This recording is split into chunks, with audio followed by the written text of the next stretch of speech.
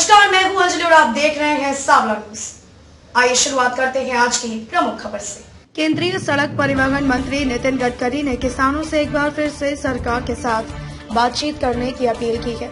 केंद्रीय मंत्री गडकरी ने कहा है कि ये किसानों का मुद्दा है और इस पर राजनीति नहीं की जानी चाहिए। उन्होंने कहा कि इस सरकार में किसी भी तरह से किसानों के साथ नाइंसाफी नहीं होगी। गडकरी ने कहा कि सार्थक संवाद के बाद सरकार किसानों के अच्छे सुझावों को नए कृषि कानून में समायोजित करने को तैयार है।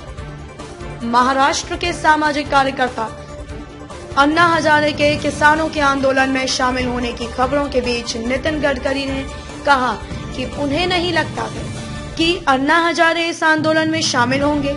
उन्होंने कहा कि इस सरकार ने किसानों के खिलाफ कुछ भी नहीं किया है। केंद्रीय मंत्री ने कहा कि ये किसानों का अधिकार है कि वे अपने उपज को मंडी में बेचें या व्यापारी को बेचें या फिर किसी और को। उन्होंने कहा कि कुछ लोग किसानों को भ्रमित करने की कोशिश कर रहे हैं। ये गलत है। किसानों को इन तीनों कानूनों को समझना चाहिए। केंद्रीय मंत्री ने कहा कि उनकी सरकार किसानों के कल्याण के लिए समर्पित है। अगर किसान नए कानून को लेकर कुछ सुझाव देते हैं तो उनकी सरकार इन सुझावों को मानने के लिए तैयार है। गडकरी ने कहा कि जब तक नरेंद्र मोदी की सरकार केंद्र में है, किसानों के साथ कोई नाइंसाफी नहीं होगी।